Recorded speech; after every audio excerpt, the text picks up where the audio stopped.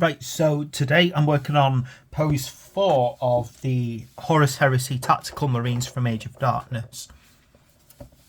So we're looking here at starting off with the, where am I now? 19, 20 and 21. So here we go.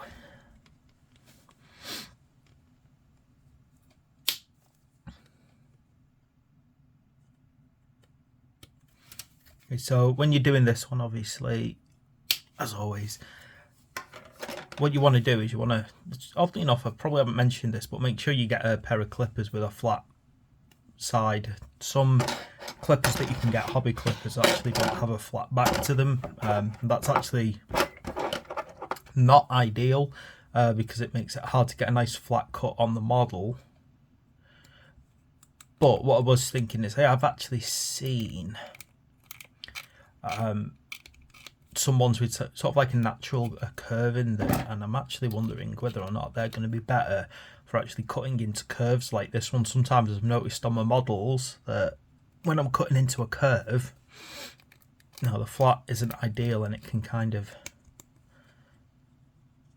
dig into the model in a way that I don't want it to. So I am actually going to practice at one point with slight curve on my clippers and see if that actually makes it better for cutting some curved armor like Space Marines.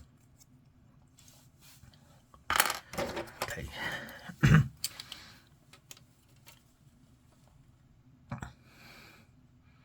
Too flat good for flat surfaces, but I think with so many curves in Space Marines, that was literally a pain.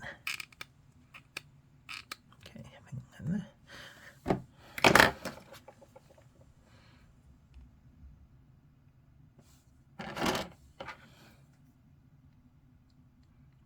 So again, if you haven't seen any of my other videos, what I'm doing here is I'm just kind of making sure of two things. First of all, that there's a lot of air getting to the full of the glue, not just the bits of it. Allowing the plastic to melt a little, because that's what actually this glue does. It slightly melts it. And then it also makes sure that I've not got any kind of overspill of just forcing it downwards, which is obviously another good thing that you need to make sure. You don't want spills all over. Oh, there it is, number 20.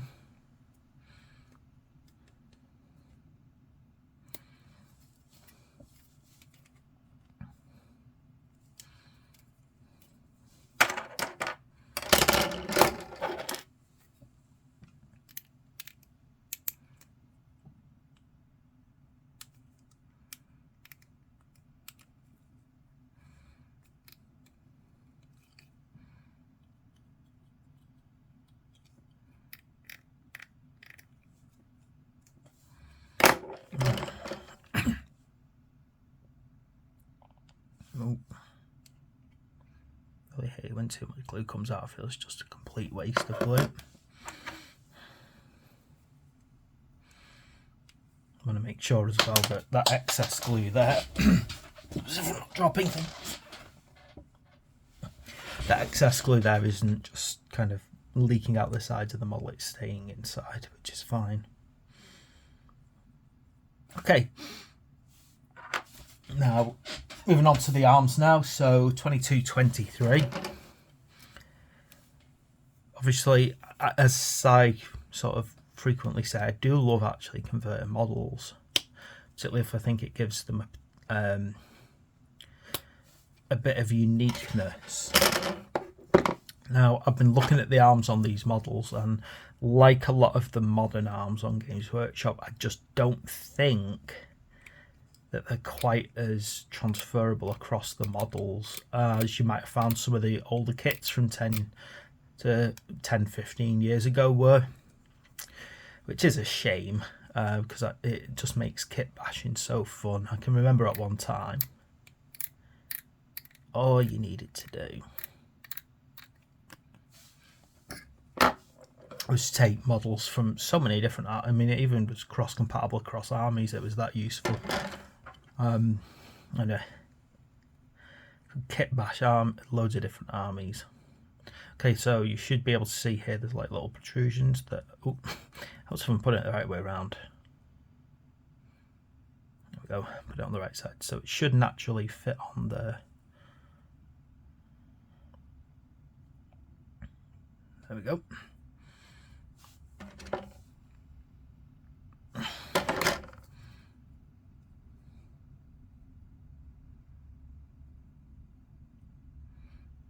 Getting those little protrusions helping it fit where it should fit.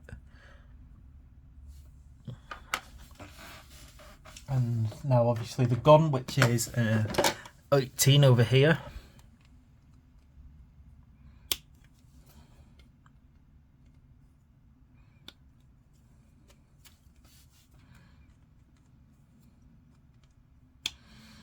To just really let your imagination play as well while you're putting things together. You know, like I said, I'm a great believer in sort of you want to kind of tell a story with what you're doing. I think it's easier to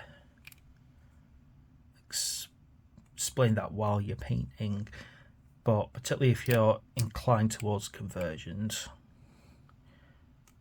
you'll always love your conversions better, even if you're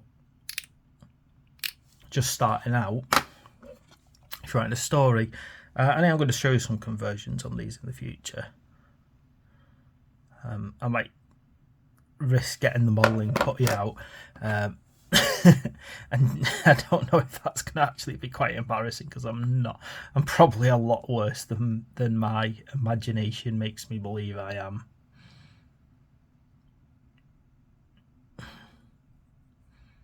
There we go. Yeah, got those arms in the right place, and I got a nice joint there. Brilliant.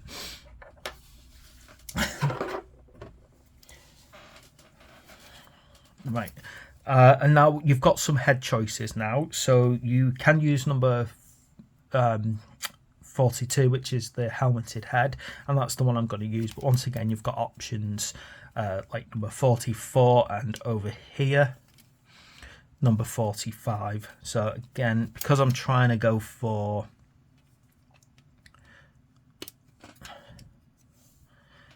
my Imperial fists, obviously Horus Heresy is pre-codex, but you know, they definitely feel like, in every sense of the word, very rule-based Imperial fists.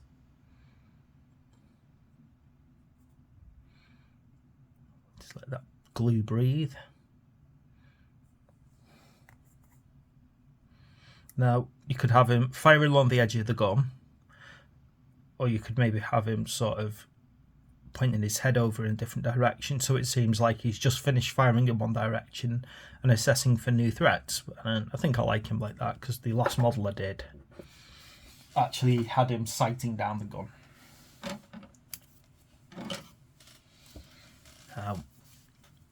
As always, 32 and 33, these just need to be clipped together.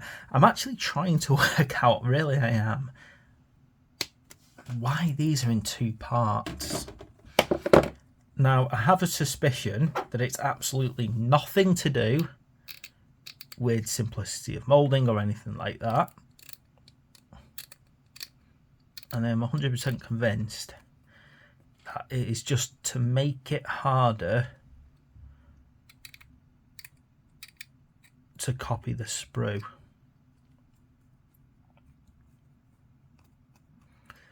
Obviously, I know there's a lot of complaints sometimes about companies being too, you know, precious with their IP, and, you know, even arguing against aftermarket parts, which I don't have a problem with. I like the idea of 3D printing extra parts for them. You know, the company's got their money by that point. But I think for blatant copying, I think that's the idea behind it. It's just to make it, always keep it issue, just to make it a bit harder actually for people just to steal their IP, which I think is fair enough. I'm pretty certain if I was running a model company, I'd be a bit peeved if someone kept on stealing my stuff. And you know, I do like to do a bit of 3D modelling. Just make sure that everything is aligned on every single side when you're done. Yeah, I know. Yeah, I think I do like a bit of 3D modelling, and as much as I really like the idea of making my own stuff and making sure that any people can access it and add to it and improve upon it. Yeah, I think I would be a bit annoyed if I'd spent a fortune investing in a design and then someone just stole it. So yeah.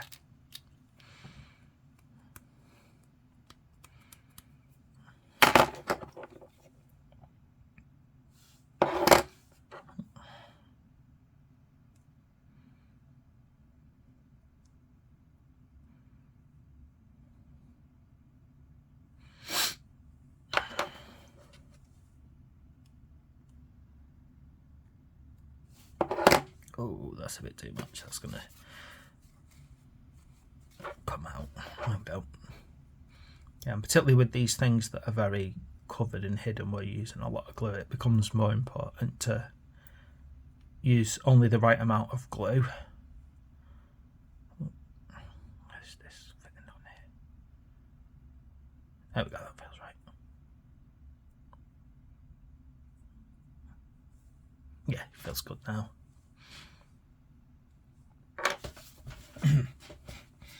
Right, and then just final part of this one, obviously, he's getting his backpack on.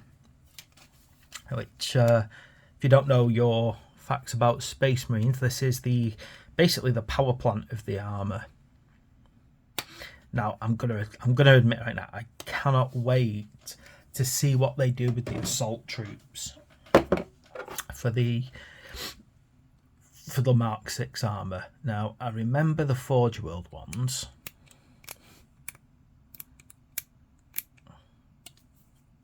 The Forge World ones were quite chunky. They were far bigger and clunkier. In fact, I think the Mark 2 armour, pretty much all the way up to the Mark... What Mark was that? Maybe 4 armour. They had these huge chunky jetpacks with big fans on them. It was really, they looked really weird. Obviously, and I'd love to see what this Mark of Armour's jetpack's gonna look like, really, because I'd hope that it would be a nice bridging point between the Aquila armour, the Mark 7, and the stuff you saw on the earlier Marks of armour. I'm pretty certain I've seen the armour marks though. Pretty certain I have seen the jetpacks in the past on Forge World for these, and I think they were a bit more condensed and looked better. So I'd like to see how the plastic version looks. Okay, now we're doing the frame A. We're getting this little mini frame.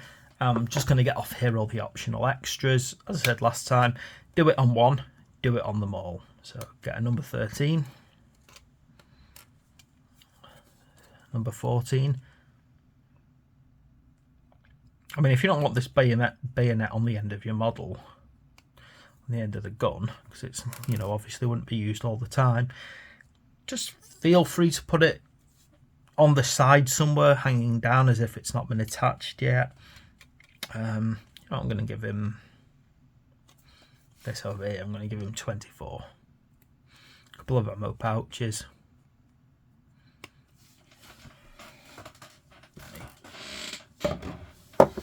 There's my 3 nice little bits.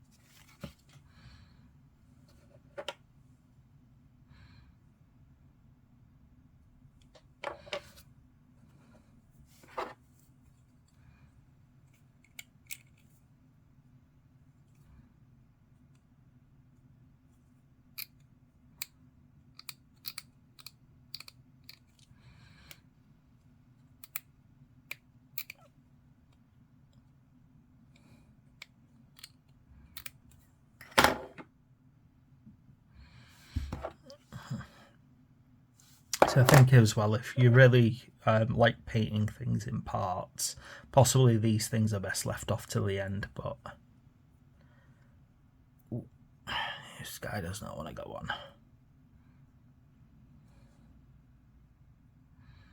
Can never decide with these if I want them nearer up near what you might call the belt or just on the side. I can remember reading a novel absolutely years ago that suggested all Space Marine equipment kind of has little magnets built into it so that they can just basically attach them to wherever they want on the bodies. Which basically means they would even potentially attach them to their arms to keep them out of the way, and rather than have everything dangling at the belt. I might do that on a few models when I'm just building them up later on, just for the effect. But again, it just doesn't feel right on the Imperial Fists, having them slapped everywhere. But I can imagine my Night Lords when I get around to doing them. Oh my god, I've got this vision of them just having ammo pouches wherever they feel like, slapping them on the pauldrons, not caring about, you know, discipline or rank organisation. Yeah, definitely make them. I really want to make them feel like they have come fresh off the gangs, unlike sort of 40k Night Lords, the ones who are kind of stuck halfway to Chaos. In some cases fully Chaos, in some cases some of them haven't joined Chaos but they're still a bit messy. Oh no, pad split. I'll have to, I might have to take that off later on, reset it. Okay, there we go. So that is pose 4, all nicely done now.